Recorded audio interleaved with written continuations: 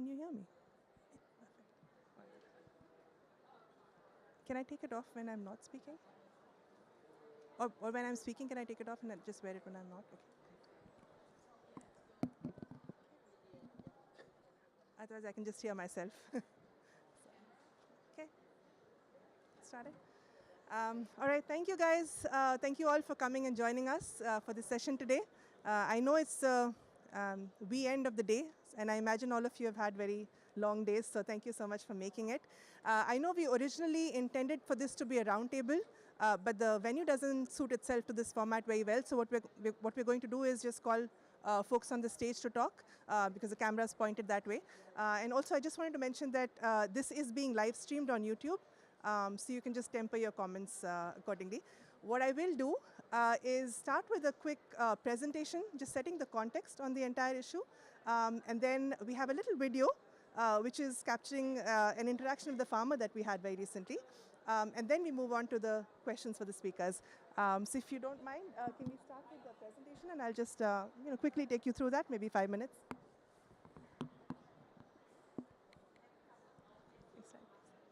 Next slide, please. Right.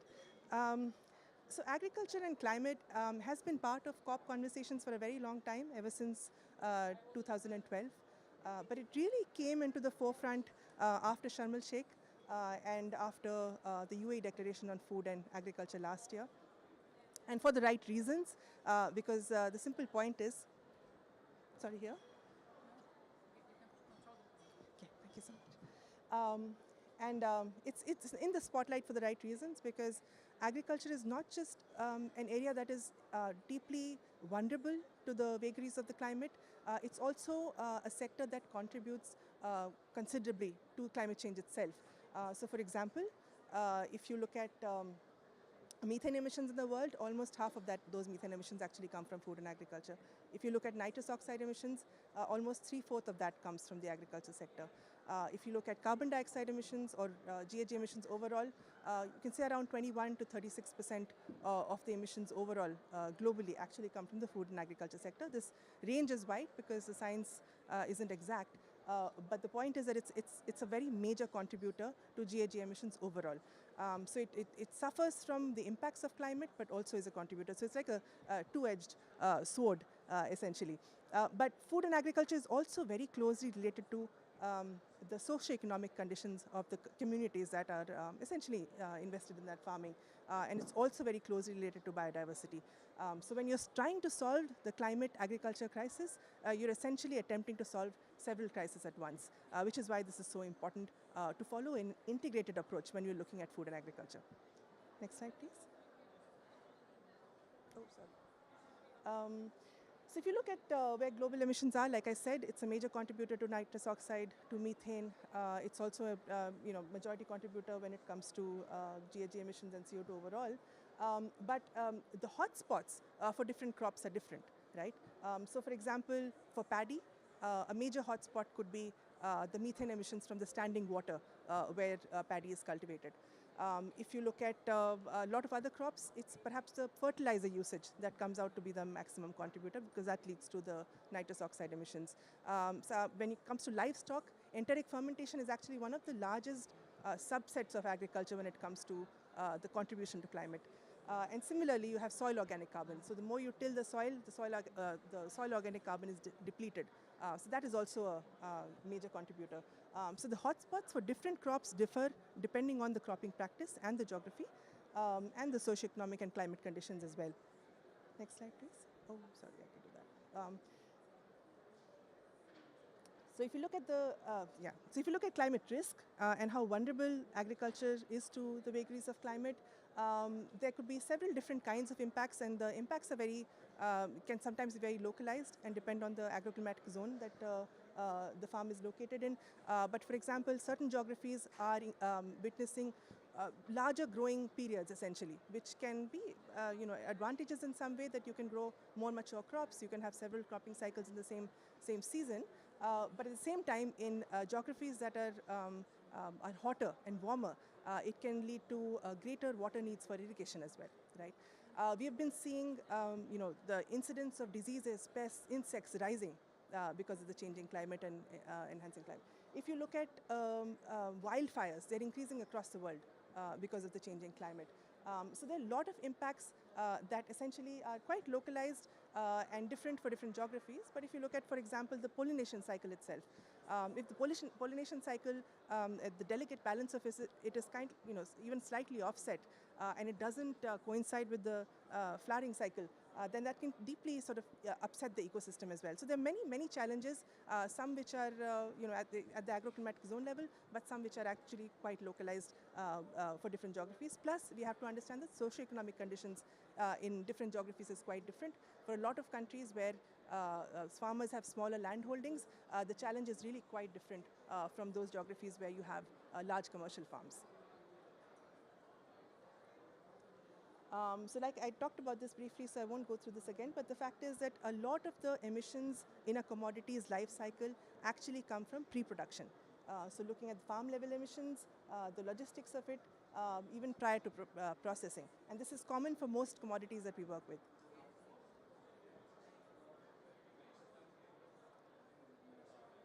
So if you look at what are some of the challenges that food systems are facing today when it comes to transformation, first of all, we have to understand that the narrative at the farm level is really quite different from what, for example, is important to a member of the consumer goods community.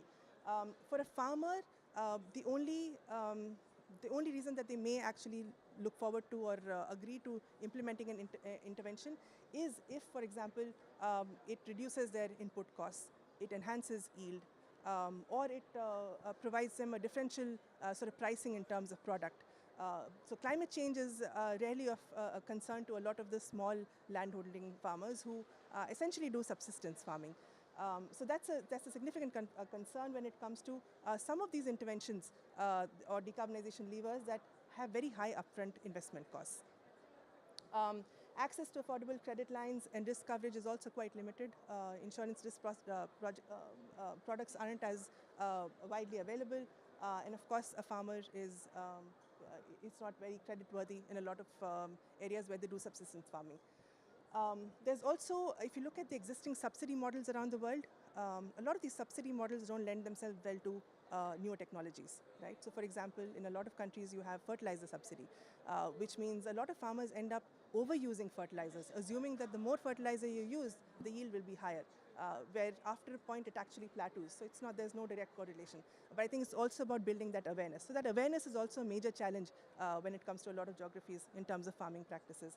Similarly, in a lot of geographies, electricity comes at a lower price or sometimes free for farmers, right? So which means you end up using more electricity, and you wouldn't find that switch to, say, solar pumping all that lucrative if you're actually not paying for electricity to begin with. So there are a host of challenges when it comes to adopting new technology at the farm level, at the country level, where we need to kind of reimagine our subsidy programs as well, at the global level and also at the consumer level. And I think it's also what this is also missing is the big FMCG companies or consumer goods companies have actually taken targets and are looking to decarbonize their Scope 3 emissions. So, and majority of the Scope 3 emissions for most consumer goods companies is actually in the value chain, or even at the farm level essentially. So that's a big challenge, and today we've seen a lot of business models emerge where a lot of these consumer good companies are working directly with the farmers to help them adopt a lot of new technology. So these are just some of the enablers for transforming our food systems. We'll be talking about that more with our panelists as well. But essentially, we have to be able to explore new products which have some form of differential pricing attached to it, because it's just that simple that a farmer will implement a certain intervention, put in their, either it could be upfront capital cost or overall operation and maintenance cost, or put in more labor on the field, only if they actually see that there's a differential pricing in terms of the product that they produce. So that's very important. We need to be able to come up with innovative financial mechanisms that leverage different types of funds, simply because a farmer isn't considered very credit worthy in a lot of geographies, because they have they're essentially undertaking subsistence farming when it comes to a lot of the developing economies. So there we have to be able to innovate in terms of financial mechanisms, in terms of microfinance that can help them enable the uptake of a lot of these technologies. Similarly, when it comes to enabling the policy ecosystem, like I said, a lot of the current regimes in terms of policy are not very suited to the adoption of new technology. In fact, I think in a lot of countries today, the focus is more on adaptation and resilience than it is on decarbonization. I think we have to be able to kind of make it a little bit more integrated so it is able to synergize and produce benefit even for biodiversity, even for the socioeconomic conditions of the farmers. And then when it comes to technology and knowledge, I feel like that's one big area at the moment that's a big challenge because the farmer themselves is not aware of the kind of technology that they can implement potentially and what the benefits of that are. And I think one big issue that we encounter many a times with, for example, a lot of the regenerative agriculture interventions that we implement is in the initial few years, it might lead to certain losses in yield. And that becomes a big, that becomes a big no-no for a farmer when they come to implement these interventions. So we also have to be able to adequately inform the farmer as to what the long-term implications of any decarbonization intervention is. Right, so here we have just a few case studies that we've highlighted, but we'll talk about more cases and success stories with our panelists here. But for example, Unilever has a specific, agroforestry program. If you look at the Ivory Coast, it produces some of the most amount of cocoa in the world is produced by the Ivory Coast. But at the same time, over the last decade and a half, they've seen huge deforestation for that very reason. Plus, if you look at where the revenue from the final product goes, it's only 6 to 7% of a chocolate bar. The revenue of that actually flows into a farmer. So it's not that it actually helps the farmer in terms of growth economically. So what Unilever has come up with is a public-private partnership for upscaling agroforestry. What that means is that you grow plants as well as trees and sometimes even animals and crops in the very same land parcel. And what that does, it helps the farmer diversify their income, but also helps with biodiversity. So it has a lot of different synergies. There's another example of Sweetgreen's hyperlocal vertical farming solution. What they do is using hydroponics, they're actually able to grow crops at site when it comes to supermarkets. So you have large vertical farms, helps you save space, helps you save water, helps you save on the emissions from transport, and also helps you retain the nutrients of this food and also the shelf life of this food. So this is also a very interesting case that we've seen come up in some parts of the world. The Nature Conservancy has a cost-sharing program as well for modern irrigation technologies. Now, this is in partnership with Coca-Cola and WWF. Now, they've been using, of course, Coca-Cola uses a lot of water in its products. So they have a big water stewardship program within which what they're doing is they're offering a cost-sharing program that covers 50% of the upfront cost, which is what I was saying was a big challenge today when it comes to implementing an intervention is the upfront cost itself. And with the consumer goods companies that we work with, I think this is one of the ways that we shortlist which interventions to implement first and which to later, depending on the cost. So I feel like this kind of a model essentially takes care of that initial upfront investment, helps you get rid of that initial sort of entry barrier into that intervention. Similarly, we have Suntory here, so I'm not going to talk too much about that. But we've picked up a case study from their barley value chain, which essentially looks at implementing regenerative agriculture measures for reducing emissions across the barley value chain. But I'll talk to you a little bit more about that once we're done. I think this is the end of my presentation. And these are a bunch of questions that I'll just discuss with the panelists. But before that, we have a video which just basically showcases, it's an interaction with the farmer that we have had just last month, trying to capture some of the challenges that they're facing on the ground. And you'll see much of that is reflected in my initial opening remarks as well. So we can just play that and then move on to the panel questions.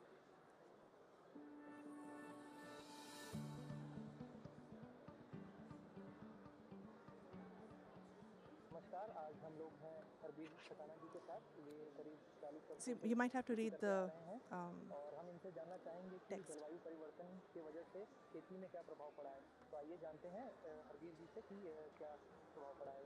तो हरवीर जी, आप हमें बताएं कि आपने पिछले 10 सालों में जलवायु में परिवर्तन कुछ आपने अनुभव किया है। जलवायु बदली है पिछले 10 सालों में। तो आप ये हमें बताएं कि जो हमारा वर्षा ऋतु है इस पे क्या प्रभाव पड़ा है जलवायु परिवर्तन का पिछले 10 सालों में। देखो जी, ऐसा है, पिछले 10 साल में इतना फर्क पड़ा। पहले बारिश थोड़ी कम होगी, अब की बार थोड़ी बारिश आई 24 में। इसकी वजह से ही हमारी जो खेती में फर्क आ रहा है। पहले हम 20 मतलब अक्टूबर 15 के लगभग हम सरसों लगा देते थे। अब हमें लास्ट में लगानी पड़ रही है क्योंकि मौसम बदला है। ऐसे ही गेहूँ, तो ऐसे ही बाजरा पहले हम जून 20 के आसपास लगाते थे, 20-22 के, और अब हम जो जुलाई 10 तक लगाते हैं। 15-20 दिन का अंतर, 15-20 दिन तक फसल चक्र आगे बढ़ गई है। ठीक है, ये बताएं कि पिछले 10 सालों में तापमान में क्या बदलाव आया है। पिछले 10 साल में तापमान में तकरीबन 3 से 4 डिग्री तक 3 से 4 डिग्री बढ़ चुका है तापमान। ठीक है। तो इससे फसल चक्र में आपका क्या प्रभाव पड़ा। फसल चक्र में जो टाइम इसको मिलता है पौधे को, वो टाइम पूरा नहीं मिल पा रहा। बुआई के टाइम पे भी गर्मी पड़ती है, और जब पकाव का टाइम आता है जब भी गर्मी बढ़ जाती है, तो दाना ठीक से भरता नहीं। तो इसमें आप बताएं कि जो ये जलवायु परिवर्तन है इसके कारण आपने जो कीटों की जनसंख्या है, जो कीट हमारे खेतों में लगते हैं, इस पे क्या आपने बदलाव देखा है पिछले 10 सालों में। इसमें इतना हुआ जी, जैसे हम गेहूँ लगाते हैं तो गेहूँ में हम अगर एल्ड्रिंग दवाई नहीं लगाएंगे तो दीमक लग जाती है। फसल दाना पूरा नहीं आता, निकलता नहीं है, आधा निकलेगा आधा नहीं निकलेगा। तो इस वजह से हमें दवाई लगानी पड़ती है। कहीं ना कहीं जलवायु परिवर्तन के कारण हमें ज्यादा कीटनाशक डालने पड़ रहे हैं, आप कहना चाह रहे हो। जो कि एक जहर है। आप ये बताएं कि जलवायु परिवर्तन के वजह से खरपतवार में क्या बदलाव है। खरपतवार ज्यादा आ रहे हैं, कम आ रहे हैं। खरपतवार ज्यादा आ रहा है। जो फसल में हमारे जो बीमारियां लगती हैं, तो जलवायु परिवर्तन के कारण तो क्या इस पे बदलाव आया है। ये फसलों में बीमारियां बढ़ी हैं या नई बीमारियां आई हैं, ये क्या प्रॉब्लम है इसमें। नई बीमारियां आई हैं। इसमें आप बताएं कि पिछले 10 सालों में जलवायु परिवर्तन के कारण आपने फसलों में बदलाव आपने किया। पहले कुछ और फसल लगाते थे या अभी वही फसल लगा रहे हैं या फिर आपने चेंज किया इसको। देखो, पहले हम फसल लगाया करते थे, जैसे आजकल है तो हमें जुलाई में जून में अरहर लगाते थे। अब अरहर नहीं होती भी है तो ये जंगली जानवर पशु इतने हो रहे हैं वो नुकसान करते हैं, तो वो बदल दिया। तो सिर्फ गेहूँ और ये जौ सरसों, ये 3 चीजें रहेगी। उधर जून जुलाई में बाजरा और ज्वार।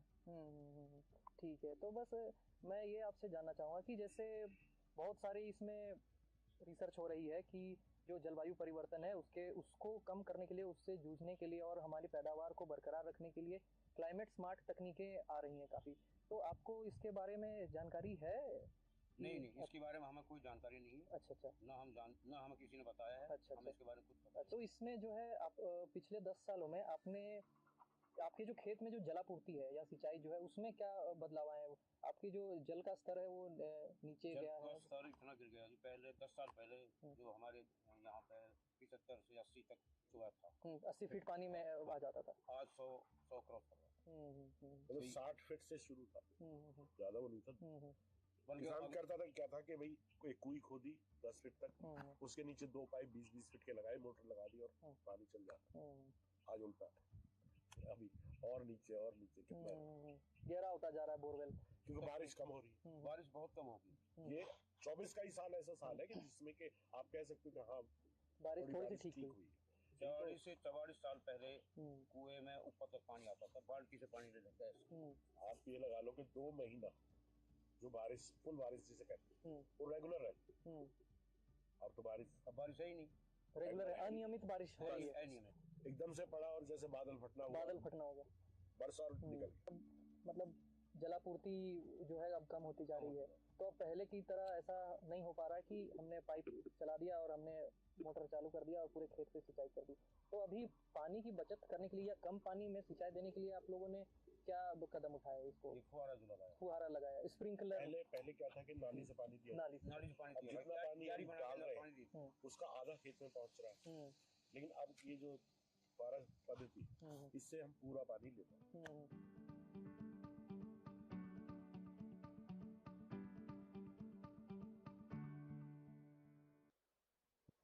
So we've had very similar conversations with farmers from all across the country. I think very similar issues around how how the water level is depleting, how the pests and insects in the farm are increasing, and how they have very little information as to what they can do and the kind of interventions they can implement. But just, having watched that video, Natasha, if I can just pose the first question to you, is, Bayer works on a lot of different, agriculture programs across the world. Do some of the challenges that I talked about and this farmer talked about resonate with the kind of experiences you've had on the field? And what have been some of the ways or enablers through which you've kind of circumvented that situation? Thank you for the question. And thank you for being here so late for us in Azerbaijan. But yeah, no, this resonates. So a little bit of context and history from our point of view and how we started to think about a few changes as a corporate organization as well, and the path that we are on for the past 5 years. So we have shared in our shareholders communication 4 years ago now, that we were going to heavily invest on regenerative agriculture, that we were going to look into improving resilience from our farmers' customers, right? Because we are the agriculture division, we sell to farmers, those are our customers of our products. So we wanted to increase their resilience because of climate change, and we wanted to think about two things mainly for our company, understanding our systemic relevance in a few crop systems around the world. Number one was a change on investment on new business models. So one of those being one that resonates here listening to the farmer because it's in India, and investments that we have in direct seeded rice. And the other area for us to look into was innovation, right? This is our core business. We invest 2.5 billion in innovation, and how we can look at innovation, thinking about a regenerative agriculture outcome-based model. How can we look at innovation in terms of the type of benefits that the innovation can bring to enable those practices that we are talking to big and small holder farmers. So innovation in crop protection, in digital farming, in precision agriculture, in seeds, traits, and all the areas that we biologicals and all the areas that we invest in. Business models, that's the complicated thing. So we have investment in direct seeded rice, or we have investment on a service platform in Brazil called Pro Carbono. And that's exciting, but very complex because it touches a lot of the challenges that the farmer has shared with us. Because I can bring to them innovation, up to date innovation. I can bring with them with partners agronomic knowledge, but I need to bring to really have a system change that we want. I need to bring other types of inputs as well, but as well services for them. For example, finance service, the right insurance, the low-cost loans, the incentives in terms of ecosystem services that either comes from a public policy point of view or from a private downstream market point of view. If you think about Scope 3, if you think about integrity carbon offsets, if you think about biodiverse credits that we've been talking about, and it needs to be very local specific. So for us to really think about risk sharing across the value chain and ensuring that we can help farmers to go through this transition in a way that we believe we should try not to compromise yields and productivity. If we really want to do that and unlock all the bottlenecks for the farmer to do so, it needs a very complex and collaborative approach for us to do. And that was our learning the past 5 years. We need the metrics, we need the outcomes, we need to measure things, we need to be transparent, we need to validate with third parties, but we need a lot of private, public, and not only us. If you think about the food value chain, we need a lot of players to really unlock this. So I will talk more about the business models and the innovations, but I think that touches a little bit what you presented, touches of the complexities when we think about food systems. I'll move to William next. Having worked on cattle ranching in Peru and WWF UK's agroecological services company concept for financing regenerative agriculture, are there any specific innovations that you deployed when it comes to finance or as technology, or for example digital, that Natasha also touched upon? What was your experience with that particular program? Thanks very much. So the experience I'm drawing on in answering that question is from our Nature-Based Solutions Accelerator, which is a collaboration between WWF, the World Resources Institute, and HSBC.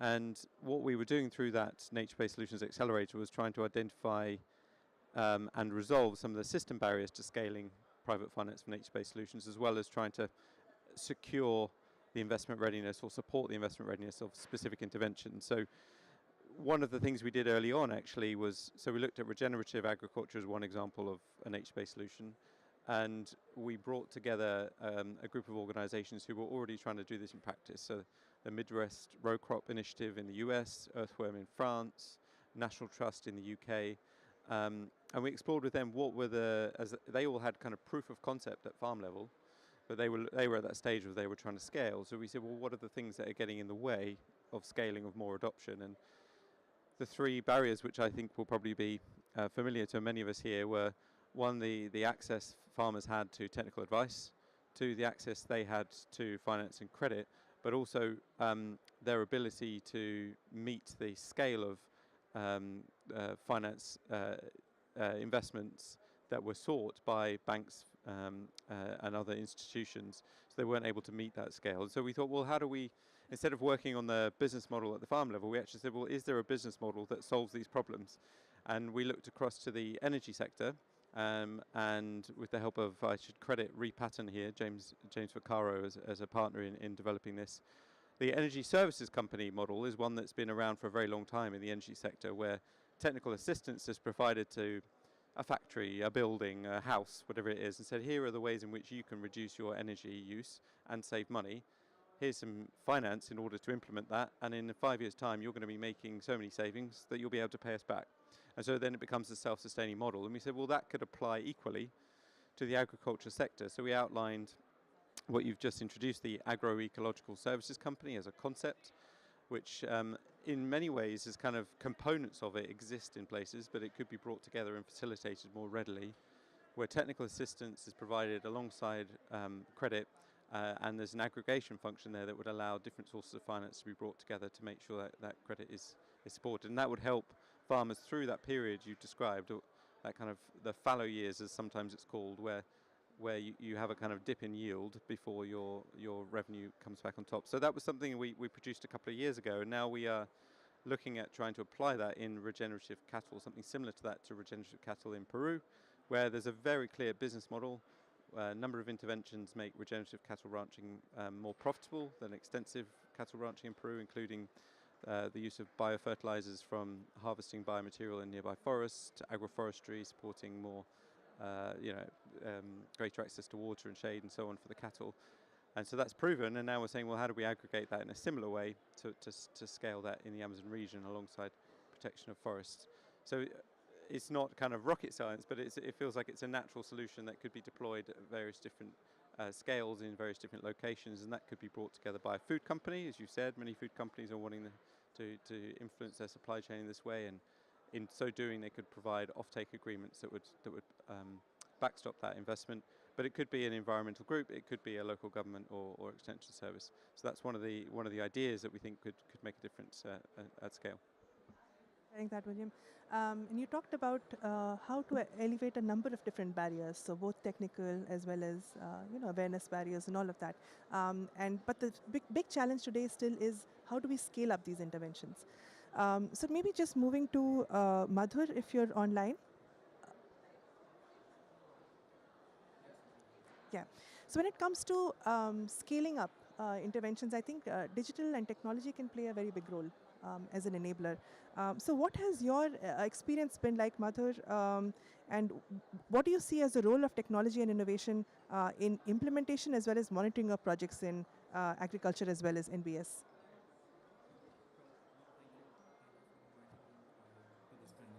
Can you hear me well? Hello.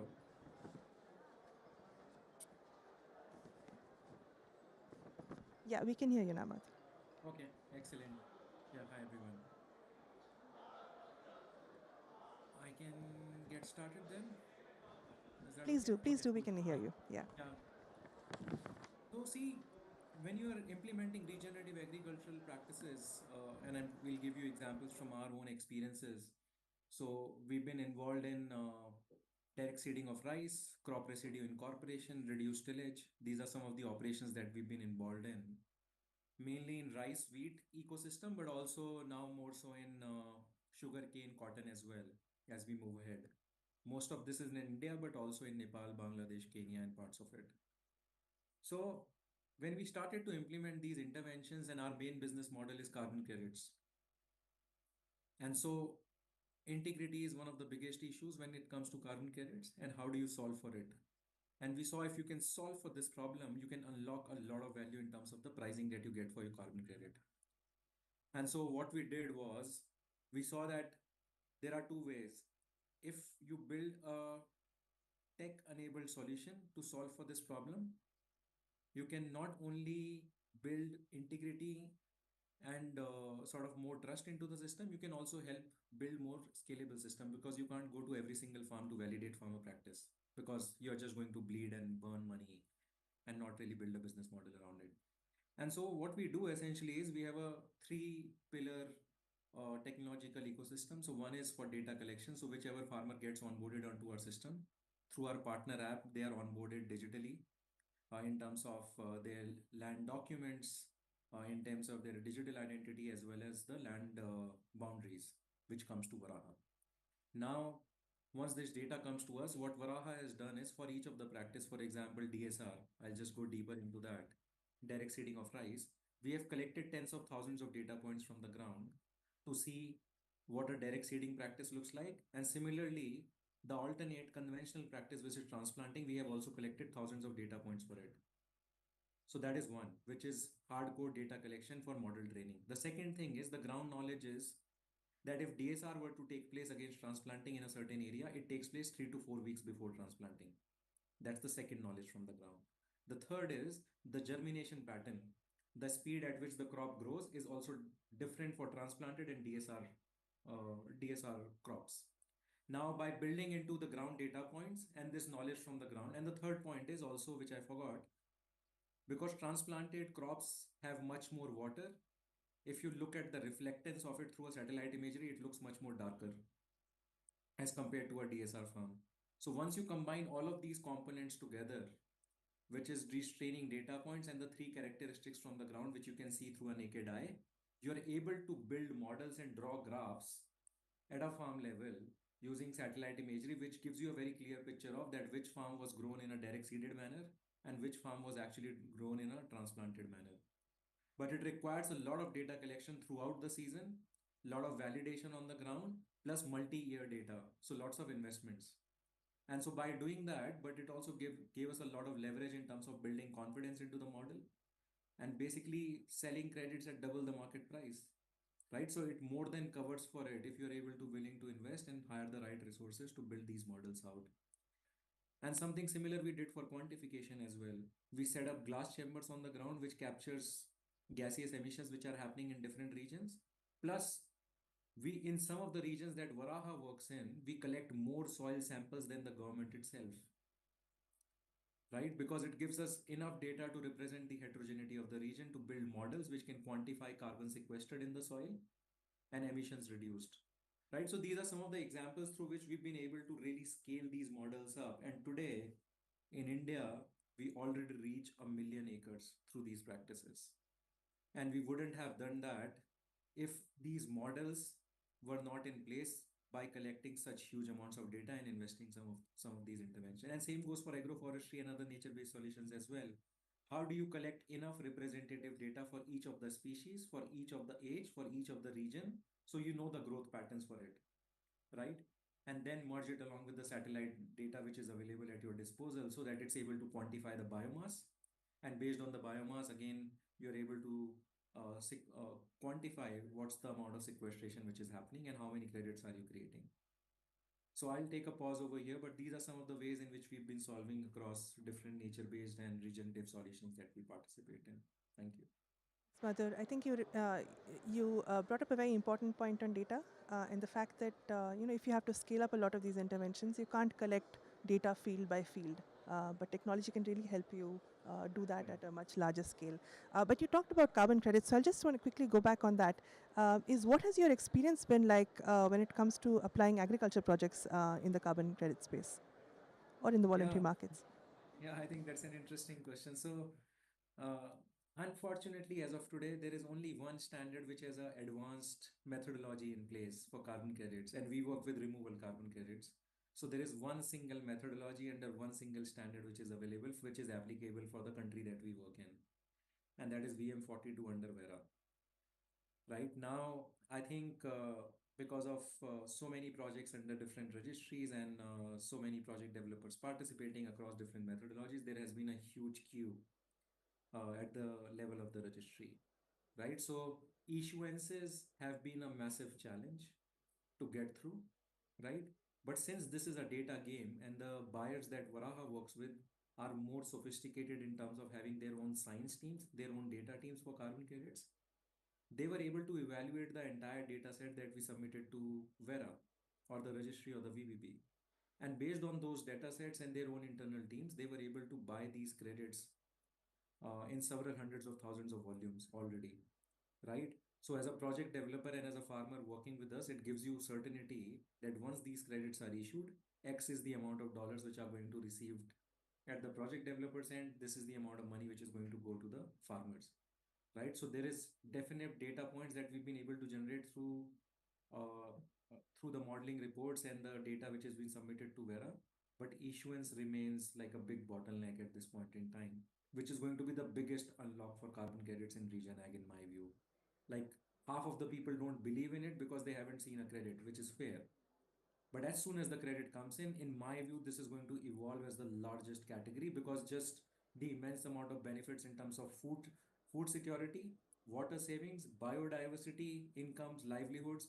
No single methodology can solve for so many problems at the same time as soil organic carbon based methodologies in agriculture. Thanks, Madhur. We've had very similar experiences in terms of the fact that we also believe that carbon markets can be a big game changer, but at the same time, actually applying agriculture projects to the carbon markets has been a big, it's been very difficult essentially, right? But just moving to maybe, Yuichiro, we've been talking about regenerative agriculture, and I know that you've done a lot of different projects, at least across the barley value chain.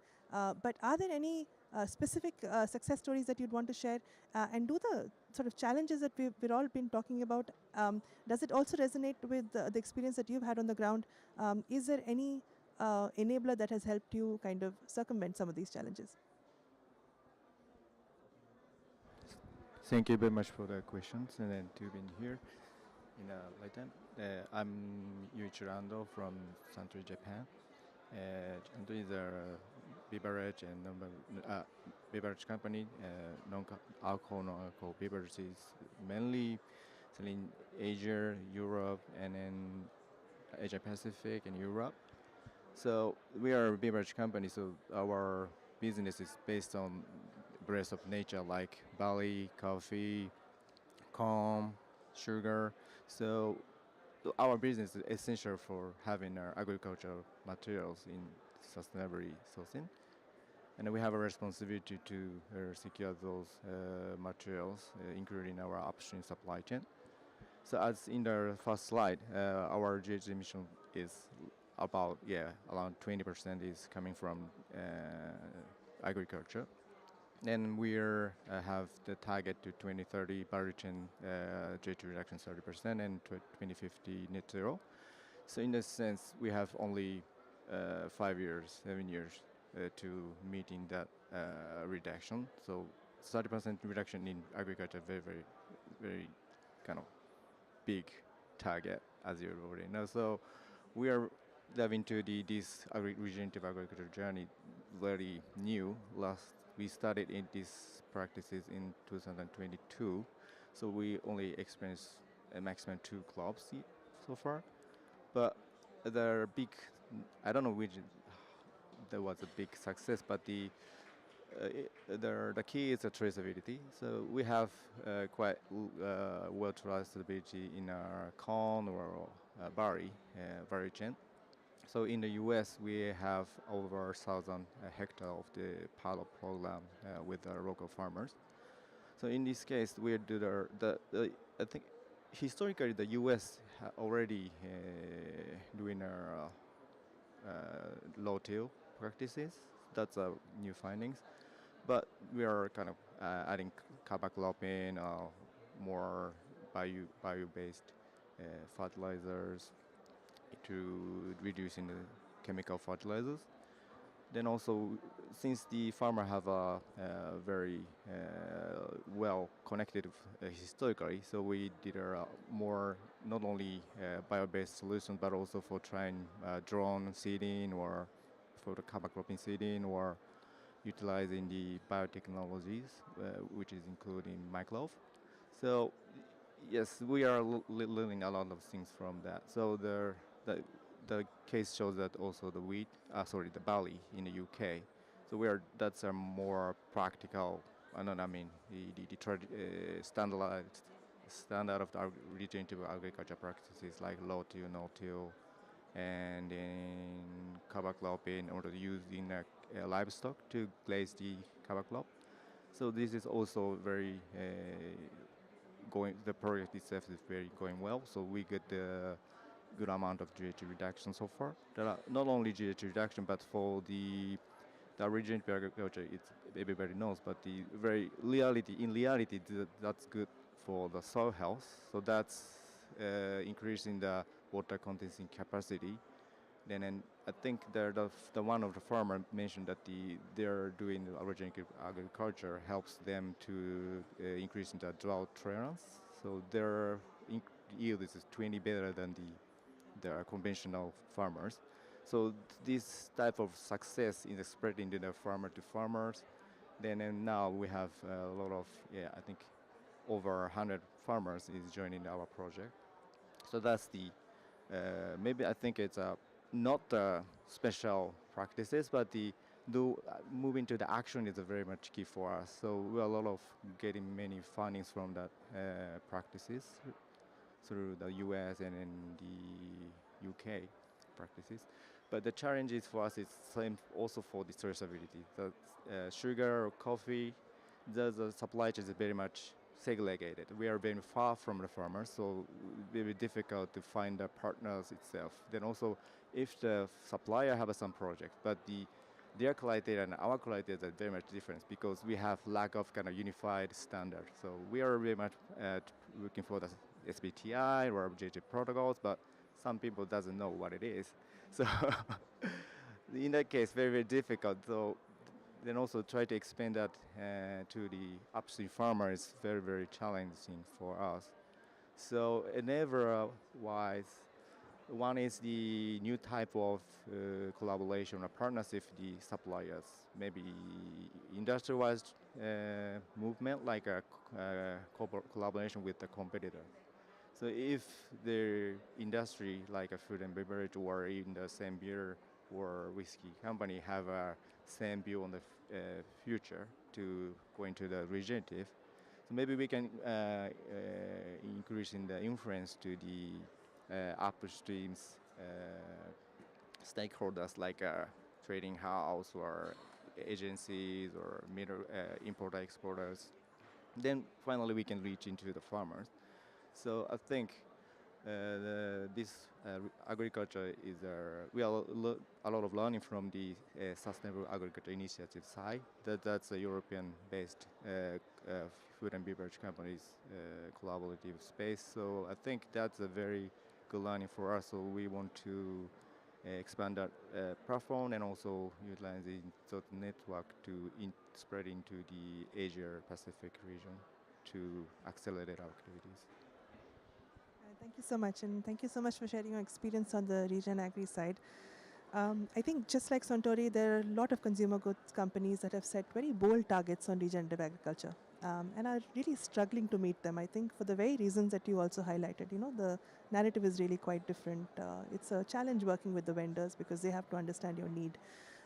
But maybe, we've talked about financial, we've talked about the technical barriers, but maybe the missing piece of the puzzle essentially could also be policy and regulatory barriers at the moment, right? So maybe I'll come to you, Sally, next is, what are some of the sort of specific policy and regulatory interventions that need to be scaled up to enable this kind of transformation in the agri sector? Thank you. Hello, everybody. You all right out there? Great. You're really brilliant for coming so late in the day. I'm just making sure. We're just having a bit of microphone shenanigans up here. I think we're okay now. Natasha's moved her foot, so we're fine. Thank you for the invitation to be here today. My name is Sally Wren. I am the CEO of an organisation called Forum for the Future. We're a sustainability non-profit. We're very small, but we have a very big ambition, which is to accelerate transformation of key systems, of which one is the food and ag system. And we have operations in North America, Europe, India, and Singapore. And actually, if I may, I wanted to kind of shine a light on policy within the broader set of approaches we're taking in Forum. And I really wanted to talk about one particular project in North America, actually, which you may be interested in. So the first thing to say is, and thank you for all of you for mentioning the word systems, we take a deliberate systems approach at Forum. We're very clear that if we're going to accelerate, in this case, the transition of the food and ag system, we need to start with that systems approach. And so essentially the starting point of our work is to understand, well, what are the goals of the current system and what do the goals need to be? And so when we hear the food system is broken, that's not strictly true from a systems point of view. The food system is doing what it was set up to do. And so the starting point for all of our work is to articulate the shift in the goals of the system. So clearly everything you've heard on this panel today and the work that we do is designed to shift from a system which is predicated on cheap food coming to market, not really taking account of nutritional value, produced in a way that undermines ecosystems and critically often doesn't deliver a living wage to the producer. So all of our work is designed to shift the goals of the system so we can enable equal access to nutritious food produced in a way that restores ecosystems and critically delivers a living wage to the farmer. So that sounds very grand. So what does that mean in practice? Well, what we try and do at Forum, and we have regen ag projects in North America, in Europe and in India, but the most mature of those is in North America, is first of all, we try and bring the system together. And so what we've done in North America is created a neutral space. We are a registered charity, we're a 501c3 in the US, so we can kind of provide that neutral space where we've brought together historically underrepresented groups in the US, so Black and Indigenous communities, so we have the Intertribal Ag Council represented in the coalition, plus the brands and the retailers, so General Mills, Target, VF Corporation, and then the certifiers and the standard setters and the Midwest Row Crops Collaborative. So some of the organizations that we made mention today, they're also part of this collaborative. And turning to policy, it's really one of 3 levers that we're pulling to try and enable that transition. The other 2 have actually been touched on briefly. One is financing the transition. We've actually been experimenting with a payment for ecosystem service business model for cotton farmers, enabling them to transition from conventional to regen cotton with a partnership with the Ecosystem Service Market Consortium, where actually we have managed to use a voluntary carbon market to enable allocation of capital to these farmers, which have enabled them to transition quite quickly. So there's a proof of concept there, but it's small. It's so small. But this just to prove that something can happen there, and really happy to share more about that. So financing the transition through alternative business models, we're having a go at that. The second lever is pathways to market, because producing the sustainable commodity is step 1. Getting it into the stores is really quite critical. And so we've been working with Target, a big North American retailer, on pathways to market for, again, regenerative cotton. But on the policy side, I'm just going to be really specific about what we're doing in North America, which has obviously got a lot more interesting in the last couple of weeks.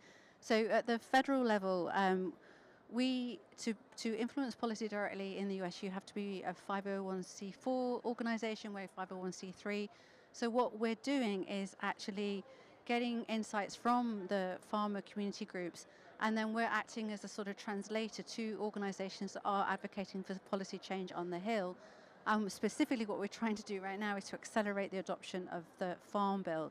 And so at a federal level, we're really trying to ensure that farmer voice is heard. Where I see more traction, particularly given where we are right now in terms of the broader political spectrum in the US, is actually at a state level. And so we're currently working with the state of Colorado to really enable the right taxation regimes, the policy regimes, subsidies. So at the moment, many subsidies are actually just keeping the existing system locked in and not allowing that transition. And so we're working with lots of different actors in Colorado, including community farmer groups, to put in place the right enabling policy that would accelerate these alternative business models to scale. And I guess the final thing to say is what I've noticed in Regen Ag, and I've been working at for a long time now, is one of the things I think we need to all do a better job of is not just focusing on the what, but the how. This is a systems play, and so we need to do things differently. And I think in growing our future, there's kind of three things we're trying to do slightly differently. One is that systemic approach, so we're focusing on food and fiber. Historically, we haven't brought those two commodities together, but they're one part of the same system. We are centering farmer voice. Often the farmer voice is missing from these conversations. And then the third thing we're doing is centering social equity. So if we think about the evolution of regenerative agriculture, it's been very environmentally focused. One of the things we've done within Growing Our Future is create a social outcomes framework, which is now being used by the standard setters. And in fact, we have Valentina here from Regen 10 even, that's integrating this into the overall outcomes framework. So I think my message is systemic change is possible. It's a case of the what and the how. Policy is a critical lever alongside financing the transition and then centering those lesser heard voices. Wonderful. And it's great to hear about the integrated way in which you're approaching this entire issue, and I think that's exactly what's needed. Now, I'm aware that this was supposed to be a roundtable, so we're happy to kind of get any comments and or any success stories that anybody in the audience would like to share. If you can come here and share that with us, that'll be great. If not, then I will ask all the panelists just one last common question. Yeah. Any volunteers?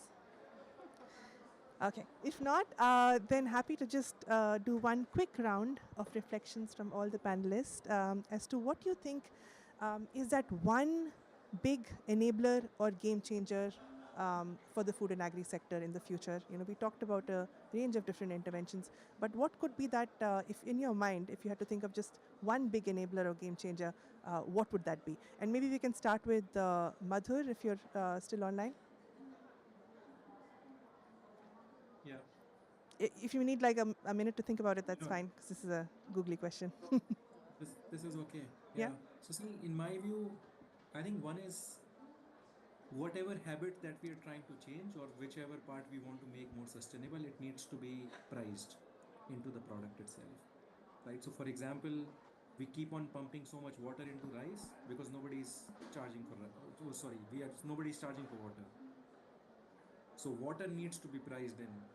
We always complain that food is being imported into a country, then packaged and then again exported to a different country. It's traveling too much. Just price the carbon dioxide of that travel into the price of the product, and you automatically see the habits will shift on its own, right? So nobody is pricing these really important critical parameters. Someone needs to be made to pay for this, and automatically behavior change will start to take place, and that behavior will then start to reflect into our farming systems as well, in my view. Thanks, Madhur. So I hear pricing is critical. William, do you want to go next? Just a big question for the last few minutes. Just before I answer that question, just to say, if you wanted to learn more about the agroecological services company that I mentioned, there is a webinar available online and a concept. If you search Nature-Based Solutions Accelerator at WWF, you can find it there. The other thing I was going to say is I don't think anybody's mentioned insetting, and I think that is one way of working around some of the problems that particularly Matteo was talking about, where carbon credits don't really apply to agriculture very well, but through insetting, given, as you said, the demand that there is for at least downstream, where we get the downstream companies to be reducing their emissions through Scope 3, is doing that through insetting. But I think the answer that I would give to your question is actually what Sally said, and it's about redefining the farming part of the food and fibre system, so that it's delivering, yes, food security and nutritional security, but also social and environmental outcomes, and that they are rewarded through a redefining of the subsidy system. and not a subsidy system that works as it currently is. That's the holy grail that we've worked on for so long, and there's so many entrenched interests there that it hasn't shifted. But that is ultimately the big solution as far as I'm concerned. Thanks, William. And you mentioned an interesting point about insetting, which I think could be a big driver, but number of different challenges as to different companies defining their catchment areas very differently. And even the standards and frameworks not really highlighting what it means and what the boundaries are essentially. So I think some of that has to be worked out, but I agree that it could be an important driver. But Yuichiro, do you want to go next? Yep. A very difficult question, but I raised up MRV. So regenerative agriculture is not only for just GHG reduction, but they have a lot of potential for not the reduction, but also for the adaptation, like which I mentioned for the water capacity increasing. Then also, it's enable the soil, or ensure the biodiversity as well. So we are very much. Then also the agricultural field is kind of very kind of significant area need to be evaluated and checked and report. So I think the satellite combination of the satellite and then local and the soil assessment is very much key for not only GHG but also for the water and maybe microbe or other biodiversity to secure our practices to more reliable and then robust. Understood. So I hear that MRV is important and satellite data and remote sensing can actually enable that in a big way. Yes. Yeah, thank you you very much for that. Natasha, do you want to go next? Yes, thank you. Well, agree. I think that's a combination of many. But, my father is a farmer, and it's complicated on times. He's a smallholder farmer in Brazil, which is people cannot associate those two. And everywhere I go, unfortunately, to be very transparent, in Azerbaijan, I'm not going to make it to go to field trials. But we were in Cali, Colombia on Biodiversity COP, and we went to a field trial because every country I go, I need to go out there and talk to farmers, right? What are your pain points? What's happening? How's the economics? Do you have access to information technology? So to answer your question, I think we're really going to unlock this in scale if we understand and work for the farmers' economics to work. They need to make the money, and they need to be resilient because they are already providing a very important service: food, fuel, and clothes. So they are already providing a lot of services to us, and we need to make it work for them. And there's so much expectation. If we put ourselves, who is not on farming, I know there are many people on farming here, how much expectations on farmers to make everything work and do the transition and do the data and do the measure and report transparently. I think we need to make it work for the farmers, and then we'll make it happen. So, thank you so much. And so I hear that economics is important for the farmer, and we should focus on that. Do you want to go next, Sally? I can, and I was going to say put the farmer center. So no, I completely agree. So I'm going to riff a bit on that, which is, I also think the farmer needs to be front and center, and the farmer isn't at the moment, often on the periphery of the conversation. So I think, if I can have two more, one is the shared vision of what that systemic transformation looks like, which is put people at the center of it, and not just the farmer, I would also say the end consumer as well. We haven't talked about citizens at all, and they're often missing from this dialogue. So that shared vision that sort of steps over the often polarization. So it's this technology or that technology, it's organic or it's regenerative. And so my second wish would be to connect this ecosystem more, to pool philanthropy, to pool finance, and to move from where we are at the moment, which is, I think the phrase is Emperor's New Clothes. All these new initiatives are sort of bubbling up, and actually what we need to do is join it what we're already doing, because if we did that, we would get scale at the pace that we need it.